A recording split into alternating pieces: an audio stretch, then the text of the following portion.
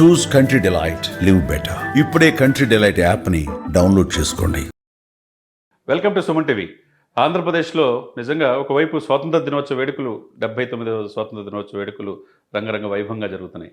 ఇంకోవైపు సూపర్ సిక్స్లో భాగంగా సంవత్సరం అయినా మహిళకు ఉచిత బస్సు ఇవ్వలేదని చెప్పి ప్రతిపక్షాలు విమర్శిస్తున్న నేపథ్యంలో జియో నెంబర్ MS-27 ద్వారా రిలీజ్ చేశారు ఆల్రెడీ. ఈ రోజు నుంచి మహిళకి ఆంధ్రప్రదేశ్లో ఉచిత బస్సు ప్రయాణం.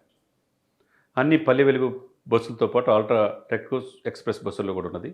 తర్వాత అద్దె బస్సులతో, తర్వాత ఏదైతే స్లీపర్ ఏసీ బస్సుల్లో ప్రవేశం లేదు. కానీ మిగతా అన్నింటిలో కూడా ఆడవారికి, ముఖ్యంగా మహిళలతో పాటుగా చదువుకునే విద్యార్థులకి, ప్రైవేటు ఉద్యోగాలు చేసుకునే వాళ్ళకి కావచ్చు, అందరికీ కూడా మహిళకి ఉచిత బస్సు.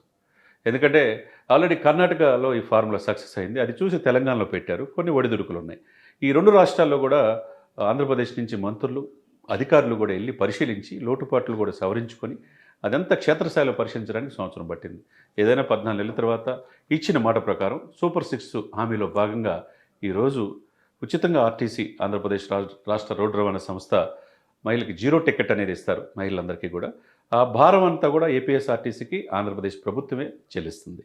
కాబట్టి ఏదైనా కానీ ప్రతిపక్షాలకు ఒక రకంగా వాళ్ళు విమర్శించారు. ఇక మహిళలను మోసం చేశారన్నారు, అనేక రైతులను మోసం చేశారన్నారు, విద్యార్థులను మోసం చేశారన్నారు. ఇవన్నీ ఆగస్టు 15న వాళ్ళకు పండగ దినంగా ఒకవైపు స్వాతంత్ర దినోత్సవం, ఇంకోవైపు మహిళకి ఎక్కడికి వెళ్ళినా, ఎందుకంటే డబ్బు ఆదాయం చేసుకునేది ఇంట్లో హోమ్ మినిస్టర్ లాంటి మహిళే. ఆ మహిళకి ట్రాన్స్పోర్ట్ ఖర్చు తగ్గితే ఒక చోట నుంచి ఒకటి వచ్చి కూరగాయలకు వెళ్ళాలన్నా, లేకపోతే ఆఫీసులకు వెళ్ళాలన్నా, లేకపోతే బంధువుల ఇంటికి వెళ్ళాలన్నా, తీర్థయాత్రకు వెళ్ళాలన్నా, ఎక్కడికి వెళ్ళాలన్నా ఖర్చుతో కొట్టు పని. మరి ఈ ఆంధ్రప్రదేశ్ రాష్ట్ర సరిహద్దు నుంచి ఇక్కడ తెలంగాణ రాష్ట్ర సరిహద్దు వరకు కూడా వీళ్ళకి ఉచిత బస్సు ప్రయాణం చేయవచ్చు అనమాట.